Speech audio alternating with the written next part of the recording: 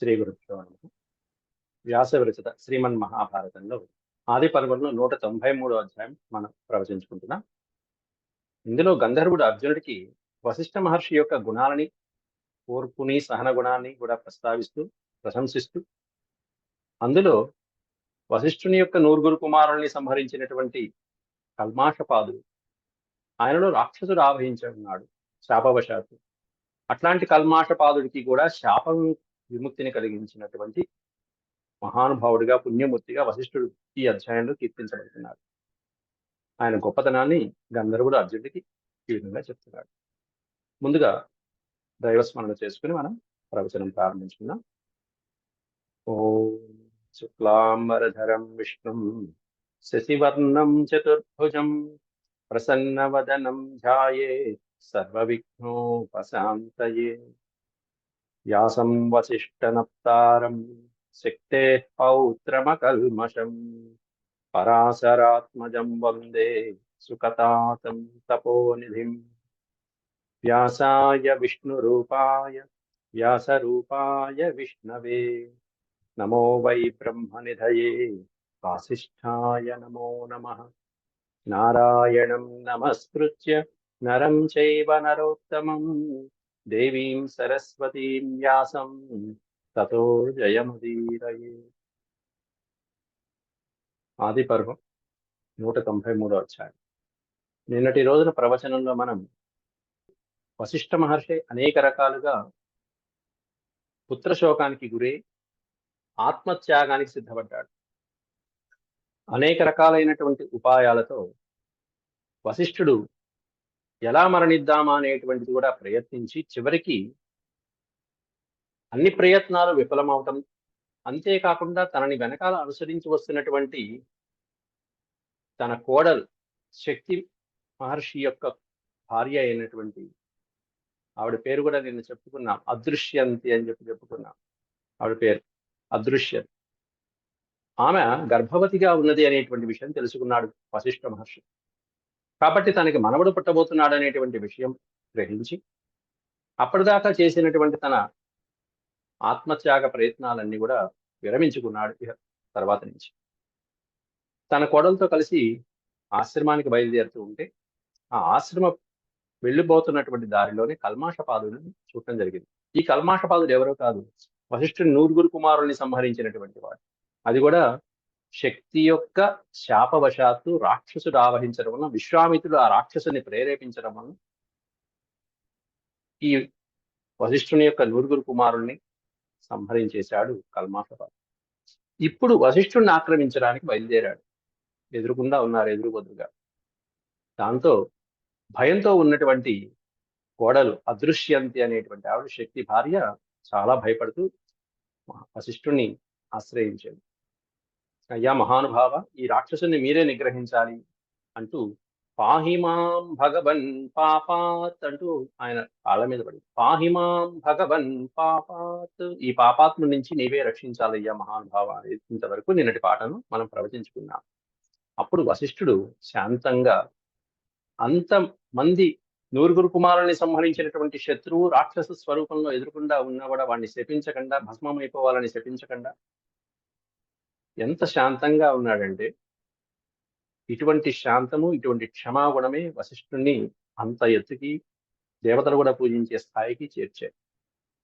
కాబట్టి ఆ గుణాలు, అనేకమైనటువంటి గుణాలు ఉన్నాయి, కానీ అన్ని గుణాలలో ఈ రెండింటికి ఉన్నటువంటి గుణం అత్యంత ముఖ్యమైనవి అని చెప్పి గంధర్వుడు అర్జునుడికి బోధిస్తున్నాడు. ఇక్కడ మా భైః పుత్రి నభేతవ్యం రాక్షసాత్తు కథంచన. ఇతడు రాక్షసుడి కాదమ్మా, నువ్వేం భయపడక్కర్లేదు. నైతద్రక్షో భయం యస్మాత్ పశ్యసి త్వముపస్థితం. నీ ఎదురుకుండా ఉన్నటువంటి వాడు నా ఏతద్రక్షః, ఇతడు రాక్షసుడి కాదు. మరెవరయ్యా అంటే రాజా కల్మాషపాదోయం వీర్యవాన్ ప్రథితో భువి. భూమి మీద ప్రసిద్ధిగాంచినటువంటి కల్మాషపాదుడు అనేటువంటి మహారాజు. అతడు ఈ బీభత్సమైనటువంటి భయంకరమైనటువంటి రూపంతో ఈ వనోద్దేశంలో తిరుగుతున్నాడమ్మా. స ఏషోస్మిన్ వనోద్దేశే నివసత్యతి భీషణ అని చెప్పి వశిష్ఠ మహర్షి చెప్పడం జరిగింది. అంతేకాదు, ఆ తర్వాత మెల్లమెల్లగా వశిష్ఠ మహర్షి ఆ విధంగా మాట్లాడుతూ కల్మాషపాదుడి గురించి చెప్పే లోపలే రాక్షసుడు ముందుకు వచ్చాడు. వచ్చి మీద పడుతున్నటువంటి ఆ రాక్షసుణ్ణి వశిష్ఠ మహర్షి ఎంత సునాయాసంగా నిగ్రహించాడంటే, తమాపతంతం సంప్రేక్ష్య, తం ఆపతంతం వచ్చి మీద పడుతున్నటువంటి ఆ రాక్షసుణ్ణి సంప్రేక్ష్య చూసి, వశిష్ఠో భగవాన్ ఋషి, భగవత్ స్వరూపుడైనటువంటి ఆ వశిష్ఠ మహర్షి వారయామాస తేజస్వి, మొత్తం ఆ మహర్షి కాస్త రాక్షసుని వారించాట. ఏ విధంగా వారించాడు? బలప్రయోగం చేశాడంటే ఓహో కాదు, హుంకారేణైవ భారత, ఒక్క హుంకారంతో నిలో అంటూ ఒక్కసారి హుంకారం అనేటువంటి శబ్దం ఏదైతే మనం చేస్తామో, ఏంట్రా అన్నట్టుగా ఒక్కసారి కోపంతో అనేటువంటి మాట అంటూ చెప్పడం, అంతే, ఆగిపోవడం. ఆ హుంకారం అనేటువంటి శబ్దంతోనే రాక్షసుడి కాస్త అలా నిలబడిపోయాడు. ఒక అడుగు ముందుకు కూడా వెళ్ళాడు. హుంకారేణైవ వారయామాస భారత, ఆ శబ్దం, ఆ ధ్వని అంటే బ్రహ్మ తేజస్సుతో ఉండేటువంటి బ్రాహ్మణుని యొక్క శబ్దానికి ఉన్నటువంటి, సత్యానికి ఉన్నటువంటి శక్తి ఎట్లాంటిది అనేటువంటిది ఒక్క హుంకారంతో రాక్షసుని నిలవరించాడు అనేటువంటి చెప్తున్నారు ఇక్కడ. అలా నిలబడిపోయినటువంటి, నిశ్చేష్టుడిగా నిలబడిపోయినటువంటి ఆ రాక్షస స్వరూపంలో ఉన్నటువంటి ఆ మహారాజు మీద మంత్రపూతేన చ పునః సతమభ్యుక్ష్య వారిణ, మంత్రపూతేన వారిణ, ఈ వారిణ అనేది తృతీయ విభక్తి, చివరి పదం. చివరి పదము మొదటి పదము రెండు కూడా తృతీయ విభక్తిలో ఉన్నాయి. మంత్రపూతేన వారిణ అనేది తృతీయ విభక్తి ఎండింగ్స్. ఒకే విభక్తిలో ఉన్నవి ఒక పక్క పక్కన పెట్టుకోవాలి ఇప్పుడు కూడా. దాన్ని అన్వయక్రమం అంటారు. మంత్రపూతేన వారిణ అంటే మంత్ర జలములతో అన్నట్టు, వారి అంటే నీరు అన్నట్టు. మంత్రించినటువంటి కమండలంలోంచి నీరు తీసుకున్నాడు, మంత్రించాడు. ఆ మంత్రించినటువంటి జలముల చేత సంప్రోక్షణ చేశాడు, ఆ రాక్షసుడి మీద నీళ్లు చల్లాడు. పునః తం అభ్యుక్ష మోక్షయామాస వైశాపాత్ తస్మాత్ యోగాన్నరాధిపం, ఆ మహారాజుని కాస్త రాక్షసుడు ఆ శక్తి, అంతేకాకుండా ఇంకొక బ్రాహ్మణుడు ఇచ్చినటువంటి శాపం నుండి మోక్షయామాస శాపాత్, వాళ్ళ శాపాల నుండి మోక్షం కలిగించాడు, విముక్తి కలిగించాడు, నీటిని జల్లి సంప్రోక్షించి. అయితే ఇలా ఈ మహారాజు ఎన్ని సంవత్సరాలు ఇట్లా రాక్షసుడి వేషంలో ఉన్నాడు అనేటువంటిది చెప్పారు. నిన్నటి పాఠంలో కూడా మనం ఒక విషయం చెప్పుకున్నాం. ఆవిడ గర్భాన్ని ఎంతకాలం ధరించింది అనేటువంటి విషయం చెప్పుకున్నాం. శక్తి భార్య ఇలా గర్భాన్ని ఎన్ని సంవత్సరాలు ధరించింది? 12 సంవత్సరాలు ధరించిందని చెప్పుకున్నాం. అదే ఇక్కడ కూడా చెప్తున్నారు. ఈ రాక్షసుడుగా ఈ మహారాజు ఈ రాక్షసుడి వేషంలో ఎన్ని సంవత్సరాలు తిరిగేస్తాయి అంటే, సహి 12 వర్షాణి వాసిష్ఠస్యైవ తేజస గ్రస్త ఆసీత్ గ్రహేణేవ పర్వకాలే దివాకరః. 12 వర్షాన్ని 12 సంవత్సరాలు ఈ మహారాజు ఆ రాక్షసుడి ద్వారా ఆకారంతో, ఆ రాక్షసావేశంతో జీవించాడు. 12 సంవత్సరాలు జీవించాడు. 12 సంవత్సరాలు కుమారుల్ని సంహరించేశాడు. అంటే వశిష్ఠ మహర్షి ఈ 12 సంవత్సరాలు బాధపడుతూనే ఉన్నాడు పుత్రశోకంతో అని అర్థం. అంతేగాని ఒక రోజు 2 రోజుల్లోనే చేసుకున్నటువంటి ప్రాయశ్చిత్తాలు కాదు. పుత్రశోకంతో 12 సంవత్సరాలు ఆ విధంగా నరకయాతను అనుభవిస్తూ అనేక రకాలైన ప్రాణత్యాగానికి సిద్ధపడ్డాడు వశిష్ఠ మహర్షి. ఈ 12 సంవత్సరాలు అక్కడ గర్భాన్ని ధరించింది. గ్రస్త ఆసీత్, అంతేకాకుండా ఇక్కడ మహర్షి చెప్పినటువంటి వాక్యం ఏంటంటే,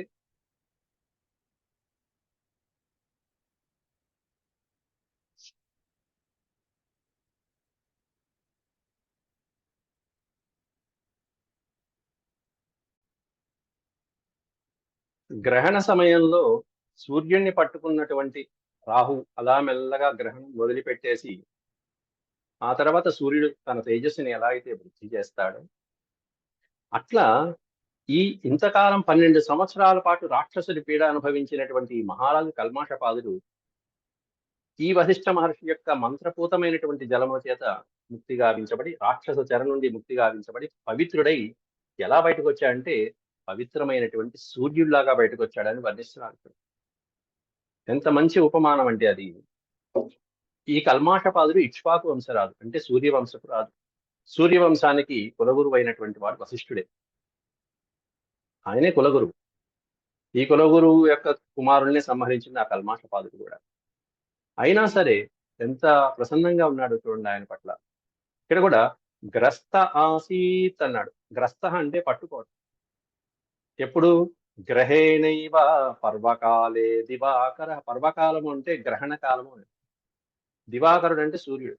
సూర్యగ్రహణం రోజున ఆ రాహు అలా పట్టుకుని వదిలిపెట్టేసిన తర్వాత సూర్యుడు తన కిరణాలతో, తేజోవంతమైనటువంటి కిరణాలతో లోకాలను ఎలా అయితే వృద్ధి చేస్తాడో అట్లా రాక్షసుడు అప్పటిదాకా పట్టుకున్నటువంటి రాక్షసుడు కాస్త వదిలిపెట్టాడు. 12 సంవత్సరాలు పట్టుకున్నాడు రాహుగారు. అలా విడిపించడానికి ప్రధానమైన శక్తి వెనకాల ఎవరు అంటే వశిష్ఠుల వారు. రక్షసా విప్రముక్తోధ సన్రుపస్తత్వనం మహత్. తద్వనం మహత్. ఎప్పుడైతే రాక్షసుడి నుండి ముక్తి పొందాడో ఈ కల్మాషపాదులు తన యొక్క దివ్యమైనటువంటి తేజస్సుతో తద్వనం మహత్ తేజస రంజయామాస. ఈ పాదానికి కంటిన్యూషన్ పాదం కింద లైన్లో ఇచ్చారు. తేజసా రంజయామాస సంధ్యాభ్ర ఇవ భాస్కర. తన యొక్క దివ్యమైనటువంటి తేజస్సుతో వనాన్నే రంజింపజేశాట, ప్రకాశింపజేశాట. అది కల్మాషపాదుడి యొక్క తేజస్సు. కల్మాషపాదుడి యొక్క సహజమైనటువంటి తేజస్సు ఎట్లాంటిదంటే సూర్యుని తేజస్సు అనేది వర్ణిస్తున్నారు. అట్లాంటి అద్భుతమైన శక్తి సంపన్నుడైనటువంటి మహారాజు అజ్ఞానవశాత్తు ఒకే ఒక చిన్న, అదే దోషం, విధి రాత అంతే. ఆనాడు శక్తితో వివాదం పెట్టుకోవడం, ఇదిగో ఈ విధంగా 12 సంవత్సరాలు నరకయాతను భరించాడు. నృపహ తద్వనం. ఆ వనమంతా కూడా అద్భుతమైనటువంటి తేజస్సుతో రంజింపజేశాట. ఎలా అంటే సంధ్యామివ భాస్కర. సూర్యుడు సంధ్యా సమయాల్లో ఏ విధంగా చక్కగా ప్రకాశిస్తూ ఉంటాడో అటువంటి సమయంలో అట్లా ప్రకాశిస్తున్నట్ట మహారాజు. ప్రతిలభ్య తతః సంజ్ఞాం అభివాద్య కృతాంజలి. ఉవాచ నృపతి కాలే వశిష్ఠం ఋషి సత్తమం. ప్రతిలభ్య తతః సంజ్ఞాం అభివాద్య కృతాంజలి. మహారాజు ఇంత మహోపకారం చేసినటువంటి వశిష్ఠ మహర్షికి కృతాంజలి చేసి, అంజలి ఘటించి నమస్కారం చేసి, ప్రతిలభ్య తతః ఉవాచ నృపతి. చక్కగా సమయం చూసుకుని మహారాజు వశిష్ఠుడితో అంటున్నాడు, ఋషి సత్తముడైనటువంటి వశిష్ఠుడితో అంటున్నాడు. సౌదాసోహం మహాభాగ యాజస్తే ముని సత్తమా. అస్మిన్ కాలే యదిష్టం తే బ్రూహి కిం కరవాణి తే. నేను సౌదాసుడి నుంచి వచ్చినటువంటి వంశజున్నయ్యా, నేను మహానుభావ, ఓ మునిసత్తమ, ఓ వశిష్ఠ మహర్షి. అస్మిన్ కాలే యదిష్టం బ్రూహి. ఇప్పుడు ఈ సమయంలో నాకు ఇంత మహోపకారం చేశారు కాబట్టి యత్ ఇష్టం, మీకు ఏది ఇష్టమో అది చెప్పండి, నేను చేసి పెడతాను. బ్రూహికిం కరవాణితే. నీకేం చేయమంటే, ఏ ఉపకారం చేయమంటే ఆ ఉపకారం చేస్తాను. నేను మహారాజుగా ఉన్నాను కాబట్టి నాకు చేతనైనది చేస్తాను, చెప్పండి మహారాభావ అంటూ ఇక్కడ కల్మాషపాదుడు వశిష్ఠుడితో అన్నాడు.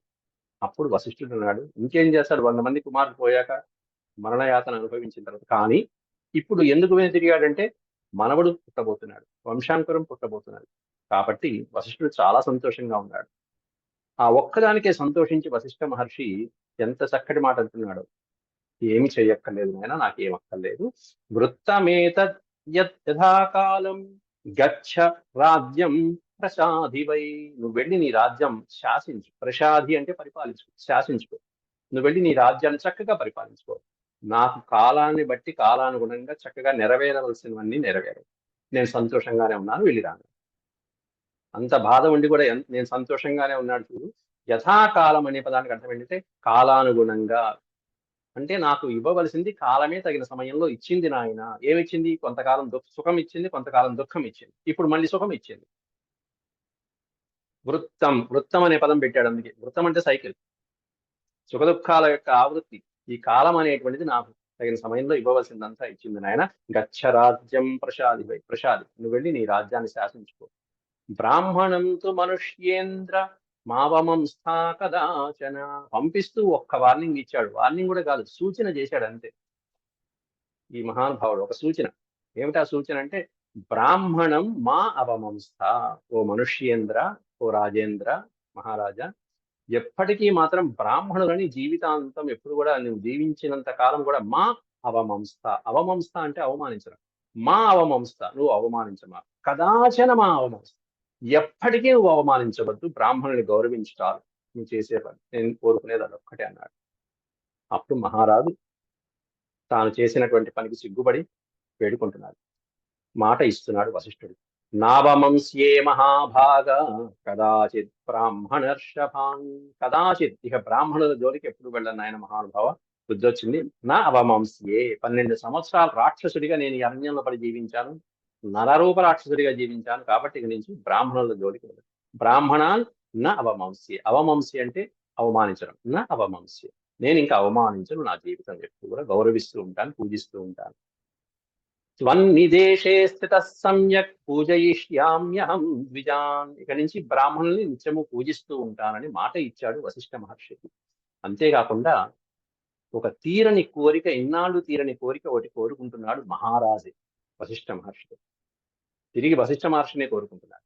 ఏంటంటే, నాకు ఇంతకాలం నుండి వంశాంకురం లేదు నా జీవితంలో, ఇక్ష్వాకుల వంశం అంతరించిపోతున్నది నాతోనే, కాబట్టి వంశాంకురం కావాలి, ప్రసాదించు మహానుభావ అంటూ కోరుకుంటున్నాడు. ఇక్కడ 2 పాదాలు, 2 వర్ణలు. ఇక్ష్వాకూనాం చ ఏనాహం అనృణస్యాం ద్విజోత్తమ త్వత్తః ప్రాప్తుమిచ్ఛామి సర్వవేద విదాం వర. సర్వవేద విదాం, సమస్త వేదాలు, వేదాల సారాలు అన్ని తెలిసినటువంటి వాళ్ళలో గొప్పవాడా మహానుభావ. త్వత్తః ప్రాప్తుమిచ్ఛామి, నీ నుండి నేను ఒకటి కోరుకుంటున్నానయ్యా. త్వత్తః అంటే నీ నుండి, నీ నుండే నాకు ఒకటి కావాలి, అది నీవే, నువ్వు తప్ప అన్యులెవరు ఇవ్వలేరు, నువ్వే ఇవ్వాలి. ఏమిటది? ఏం కోరుకుంటున్నాడంటే, అపత్యాయేప్సితాత్వం మహిషీం గంతుమర్హసి. నా పట్టపు రాణి యందు సంతానాన్ని కలిగించు. మహిషి అంటే పట్ట మహిషి, అంతఃపురం. నా పట్ట మహిషి యందు అపత్యం, అపత్యము అంటే సంతానము అని అంటారు, మొట్టమొదటి పదంలో పెట్టారు. సంతానం నాకు లేదు ఇన్నాళ్ళు కూడా, కాబట్టి నాకు నా వంశాంకురం అనేటువంటిది నీ వలన కలగాలి. నాకు ఇంతకాలం పిల్లలు పుట్టలేదు, కాబట్టి దీన్నే నియోగ విధానం అని చెప్పాము. అంతకుముందు పరాశర మహర్షి, అలాగే వ్యాస భగవానుడు ఎలా పుట్టాడు అనేటువంటి అంతకుముందు కూడా మనం చెప్పుకున్నాం. అటువంటి నియోగ విధానం. అలాగే అంబాలికలు ఎలా అంబికా అంబాలికలకి ఈ ధృతరాష్ట్రుడు గాని, పాండురాజు గాని ఎలా జన్మించారు, విదురుడు గాని, అటువంటి నియోజన విధానం ద్వారా ఇక్కడ వశిష్ఠుడు కూడా ఈ మహారాజు యొక్క భార్య ద్వారా ఒక సంతానాన్ని కనటం జరుగుతుంది. అలా కనమని మహారాజు గారే ఇక్కడ అభ్యర్థిస్తున్నాడు. అపత్యాయేప్సితాయత్వం మహిషీం గంతుమర్హసి. నీ ద్వారా నా పట్టమహిషి యందు సంతానం నాకు కావాలి. ఎట్లాంటి వాడు కావాలి? శీల రూప గుణోపేతాం ఇక్ష్వాకు కుల వృద్ధయే. ఇక్ష్వాకు వంశాన్ని, కులానికి వృద్ధయే, అభివృద్ధి కలిగించడం కోసం అని చెప్పి చక్కటి శీల రూప గుణోపేతుడైనటువంటి ఒక సంతానం నీ వలన నా పత్ని యందు నాకు కావాలి నాయన, కాబట్టి అనుగ్రహించు అని చెప్పి మహారాజే వేడుకుంటున్నాడు ఇక్కడ.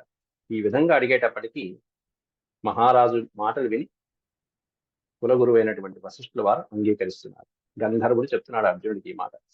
దదానీత్యేవతం రతత్ర రాజానం ప్రత్యువాచ వశిష్ఠ పరమేశ్వాసం సత్యసంధో ద్విజోత్తమ. బ్రాహ్మణోత్తముడు సత్యసంధుడైనటువంటి ఆ వశిష్ఠ మహర్షి ఏమన్నాడంటే, దదాని ఇత్యేవ అహం దదాని, తప్పకుండా నేను నీకు ఆ వరాన్ని ఇస్తున్నాను ఆయన, నీకు సంతానం కలుగుతుంది. ఎందుకంటే వశిష్ఠ మహర్షే ఆ మొత్తం సూర్యవంశానికి కులగురువు, పురోహితుడు. అట్లాంటి ఆయనే మొత్తం జరగవలసిందంతా చూసి జాగ్రత్తగా దివ్య దృష్టితో చూసి ఈమెకి సంతానం కలగాలి అనేటువంటి విధానంగా తప్పకుండా కలిగిస్తానని చెప్పి మాట ఇచ్చాడు.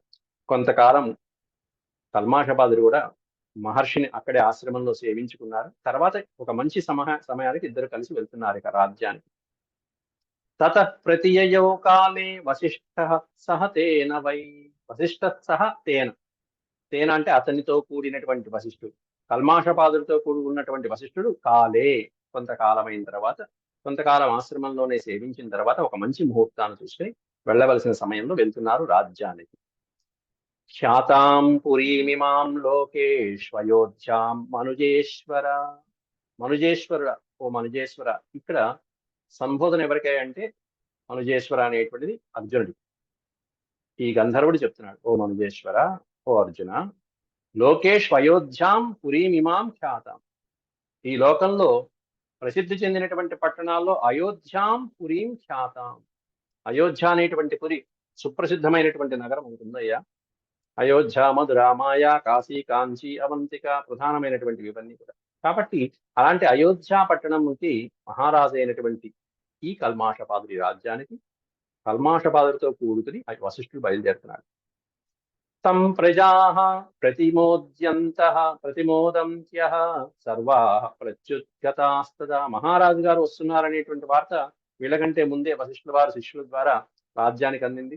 అక్కడ మంత్రులు మొదలైనటువంటి వాళ్ళందరూ ఘనమైనటువంటి స్వాగత సత్కారాలన్నీ ఏర్పాటు చేశారు. మొత్తం ఊరంతా పండగ వాతావరణం. ప్రజాః ప్రతిమోదంత్యః, ప్రజలందరూ కూడా, మోదము అంటే సంతోషం, ప్రతిమోదంత్యః అద్భుతమైనటువంటి ఆనంద పరవశులైపోయారు. 12 ఏళ్ల తర్వాత వస్తున్నాడు మహారాజు. సర్వాః ప్రత్యుద్గతాస్తదా. ప్రత్యుద్గత అనే పదానికి అర్థం ఎదురు వెళ్ళటం. ఇళ్లలో కూర్చుని ఇంటి బయట వాకిట్లో ఉండటం కాదు. మహారాజు వచ్చేటువంటి దారి ఏదైతుందో ఆ దారికి అక్కడ దాకా వెళ్ళి ఎదురుకు వస్తుందా ప్రజలందరూ ఎదురు చూస్తున్న అర్థం. విపాప్మానం మహాత్మానం దివౌకస ఇవేశ్వరం. విపాప్మానం, పాపరహితుడైనటువంటి వాడు, మహానుభావుడైనటువంటి వాడు. దివౌకస ఇవేశ్వరం. దివౌకస అనే పదానికి అర్థం దేవతలకి, స్వర్గలోకంలో దేవతలకి మహారాజు అయినటువంటి ఇంద్రుడు ఎట్లాగో అలా ఇంద్రుడిలాగా వస్తున్నాడు మహారాజు. సుచిరాయ మనుష్యేంద్ర, ఎంతో కాలం తర్వాత వస్తున్నాడు. చిరము అనే పదానికి చాలా కాలం తర్వాత. సుచిరాయ, ఎంతో కాలం తర్వాత, ఎన్నో ఏళ్ల తర్వాత మహారాజు రాజ్యంలో ప్రవేశిస్తున్నాడు. సుచిరాయ మనుష్యేంద్రో నగరీం పుణ్యలక్షణాలతో కూడుకున్నటువంటి అయోధ్య నగరానికి ఎప్పుడో ఎంతో కాలం తర్వాత మహారాజు ప్రవేశిస్తున్నాడు. ఎవరితో? వివేశ సహితస్తేన వశిష్ఠేన మహర్షిణ వివేశ సహిత వివేశ. వశిష్ఠ మహర్షితో కూడుకుని ప్రవేశిస్తున్నాడు. వీళ్ళిద్దరిని చూడంగానే పౌరులు 2 నేత్రాలు సరిపోవట్లేదు అనుకుంటూ ప్రశంసిస్తున్నారు. దదృశుస్తం మహీపాలం అయోధ్యావాసినో జనా. అయోధ్యావాసి ప్రజలందరూ కూడా వాళ్ళని చూసి వస్తున్నటువంటి, ఇటు మహారాజును చూడాలా, ఇంద్రుడిలాగా ఉన్న మహారాజును చూడాలా, అటేమన్నా బ్రహ్మ తేజస్సులో వెలుగొందుతున్న వశిష్ఠుని చూడాలా.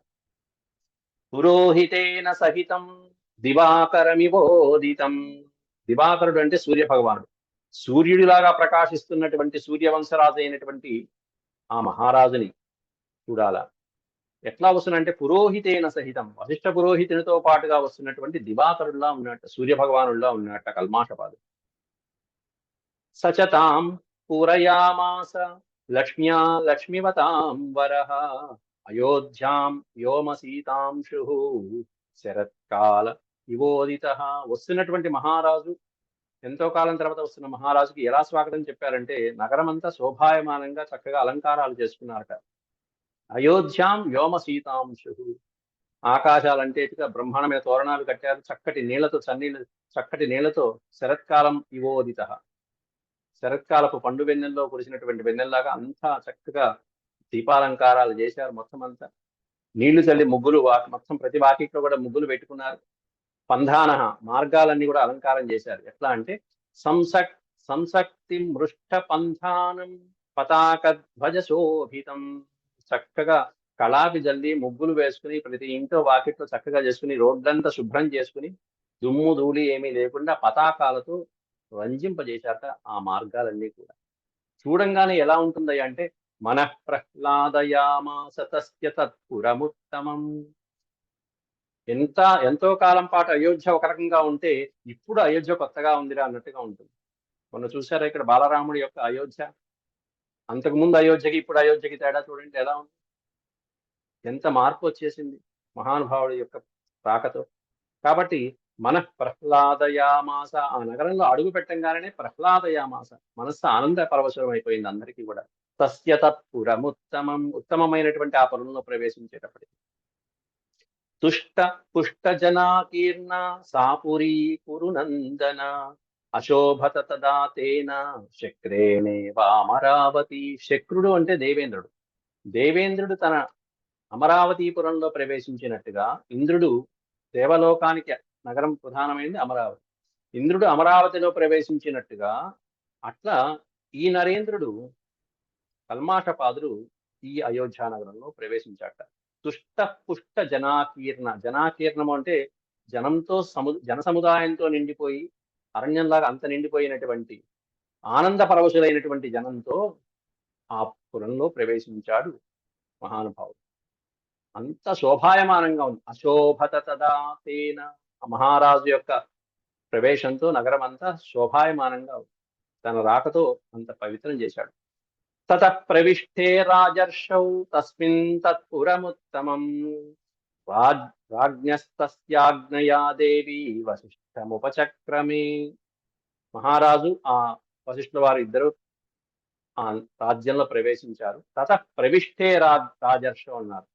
మహారాజు రాజర్షి అన్నారు. వశిష్ఠ మహర్షి ఆ మహారాజు ఇద్దరు కూడా లోపలికి ప్రవేశించిన తర్వాత మహారాజే స్వయంగా మహారాణిని ప్రేరేపించాడు. మనకి సంతానం కలగాలి కాబట్టి ఈ పురోహితుల వారిని ఈ విధంగా కోరుకున్నాను. ఈ నివృత్తి మార్గం ద్వారా ప్రధానమైనటువంటి నియోగ విధానం ద్వారా నువ్వు ఈ యందు సంతానాన్ని కనాలి అని చెప్పి మహారాజు భార్యని ఆజ్ఞాపించాడు. రాజ్ఞస్తస్యాజ్ఞయాదేవి అన్నాడు అక్కడ. అంటే మహారాజు యొక్క ఆజ్ఞతో ఈ మహారాణి దేవి వశిష్ఠముపచక్రమే, వశిష్ఠుణ్ణి సేవించడానికి ఉపచక్రమే సేవలు చేయడం ప్రారంభించింది. అలా సేవలు చేస్తూ ఋతుకాలం వచ్చిన సమయంలో ఋతావధా మహర్షిస్తు సంబభూవ తయాసహ మహర్షి ఋతావధ సంబభూవ. ఋతుకాలం వచ్చినప్పుడు ఆయనకి సంతానం కలిగించాడు వశిష్ఠ మహర్షి.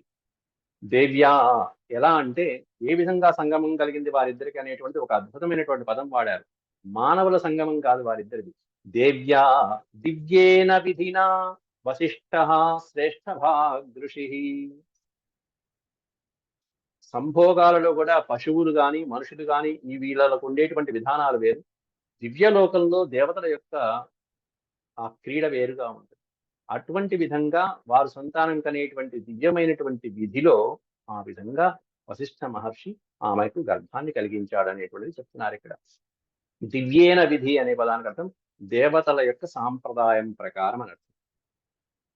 దేవతా సాంప్రదాయాన్ని అనుసరించి ఆ మహారాణి యందు వశిష్ఠ మహర్షి శ్రేష్ఠ భాగృషి, ఋషులలో శ్రేష్టముడైనటువంటి వశిష్ఠ మహర్షి ఆమెకు గర్భాన్ని కలిగించాడు.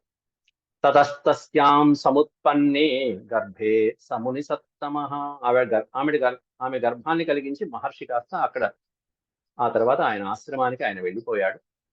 ఆ తర్వాత కొంతకాలానికి గర్భం ఇంకా వస్తుంది కదా అని చూసుకుంది. కానీ రాజ్ఞాభివాదితస్తేన జగామ మునిరాశ్రమం.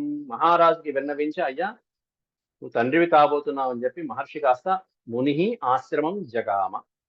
ఆయన వశిష్ఠుల వారు తన ఆశ్రమానికి జగామ అంటే వెళ్ళిపోయాడు. ఎంతో కాలం గర్భం అలా మోసింది. దీర్ఘకాలేన సా గర్భం సుషువే నతు తం యదా న సుషువే. ఎంతకాలం గర్భాన్ని మోసినా కూడా ప్రసవం కాలేదు ఇంకా ఆవిడ. అలా ఎన్ని సంవత్సరాలు నిరీక్షించిందంటే తదా దేవ్యశ్వనా కుక్షిం నిర్భిభేద యశస్విని.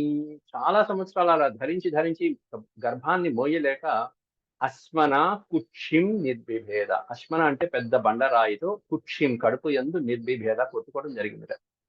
గర్భం మీద తాళనం చేసుకున్నది. అక్కడ ఆ తర్వాత తాళనం చేసుకున్నాక ఒక పిండం పట్టం. ఆ తర్వాత అది తతో 12మే వర్షే 12 సంవత్సరాలు కలిగి 12 సంవత్సరాలు జరిగింది. అట్లా 12 సంవత్సరాలు గర్భం ధరించింది ఆవిడ. అప్పుడు జగ్నే పురుషర్షభ. అప్పుడు గర్భతారణంతో ఆమెకు ఒక పిల్లవాడు జన్మించడం జరిగింది. అతడు వంశాంకురుడు అయ్యాడు. మొత్తం సమస్త ఇక్ష్వాకు వంశానికి తర్వాత ఈ మహారాజు తర్వాత వంశాంకుడు. అతడి పేరేంటంటే అశ్మకుడు అనేటువంటి మహారాజు. అశ్మకో నామ రాజర్షి పౌదన్యం న్యవేశయత్. అశ్మకుడు అనేటువంటి మహారాజు ఈ పురుషర్షభుడు ప్రధానమైనటువంటి వాడు ఈ ఇక్ష్వాకు వంశంలో పేరు గణించినటువంటి వాడుగా సుప్రసిద్ధుడయ్యాడు. ఎప్పుడు కంటే ఈవిడ గర్భం ధరించిన 12 ఏటికి పుట్టినటువంటి వాడు అని చెప్పి అశ్మకుడి యొక్క అంశము ఏమిటి తర్వాత అనేటువంటిది తర్వాత చెప్తూ దీని తర్వాత భాగంలో ఇంకా విశిష్టమైనటువంటి కథలు వ్యాసుల వారు మనకి రాబోయే అధ్యాయంలో చెప్పబోతున్నారు. ఇది శ్రీమన్మహాభారతే ఆది పర్వణి చైత్ర రథ పర్వణి 93 అధ్యాయ సమాప్త. 193 అధ్యాయాలు 8699 శ్లోకాలు పూర్తి చేసుకున్నాం. 194 అధ్యాయంలోకి వచ్చేటప్పటికి దీంట్లో పరాశరోత్పత్తి అనేటువంటి చెప్తున్నారు. అంటే వ్యాస మహర్షి యొక్క తండ్రి గారి గురించి చెప్తున్నారు. ఇక్కడ పిల్లవాడు జన్మించాడు కల్మాషపాదుడు. మరి అక్కడ వశిష్ఠుడికి మనవడు ఎవరు జన్మించారు? ఎవరయ్యా అంటే పరాశర మహర్షి. వ్యాస భగవానుడికి సాక్షాత్తు వ్యాస భగవాను యొక్క తండ్రి అక్కడ జన్మించడం జరుగుతుంది. ఆయన పరిస్థితి ఎట్లా ఉంది, ఎలా పెరిగాడు అనేటువంటివన్నీ కూడా అద్భుతమైనటువంటి వృత్తాంతం. ఆయన పుట్టంగానే తండ్రి అని ఎవరిని పిలిచాడు, ఆ తర్వాత తన తండ్రిని సంహరించినటువంటి శత్రువుల్ని ఎలా సంహరించాలనుకున్నాడు, తర్వాత వ్యాసుడు ఈ పరాశరుడి యొక్క కోపాన్ని కూడా ఎలా శాంతింపజేశాడు. వ్యాసుడు గారు వశిష్ఠుడు ఈ మహానుభావుడి యొక్క కోపాన్ని కూడా ఎలా, ఉద్రేకాన్ని కోపాన్ని ఎలా శాంతింపజేశాడు అనేటువంటిది. ఎందుకంటే వశిష్ఠుడిలో ఆ క్షమాగుణమే ఉంది. ఆ క్షమాగుణం తనకుండటమే కాదు, పరాశరుడికి కూడా కల్పించడం జరిగింది ఇక్కడ. అటువంటి ఉత్తముడయ్యా అంటూ గంధర్వుడు ఇక్కడ అర్జునుడికి వశిష్ఠుడి యొక్క గొప్పతనాన్ని చెప్పుకుంటూ వస్తున్నాడు. ఇన్ని అధ్యాయాలు ఎందుకు చెప్తున్నామంటే క్షమాగుణం, సహనగుణం అనేటువంటి వాటిని మించిన గుణాలు ఇంకెక్కడా లోకంలో లేవయ్యా అంటూ ఆ రెండు గుణాలు కలిగినటువంటి వశిష్ఠ మహర్షి యొక్క గొప్పతనాన్ని ప్రస్తావించుకోవడం చెప్పుకుంటున్నారు వ్యాసుడు. ఓం శాంతి శాంతి శాంతి. యదక్షరపదభ్రష్టం మాత్రాహీనం చ యద్భవేత్ తత్సర్వం క్షమ్యతాం దేవనారాయణ నమోస్తు. సర్వం శ్రీకృష్ణ. ఓం నమో భగవతే వాసుదేవాయ.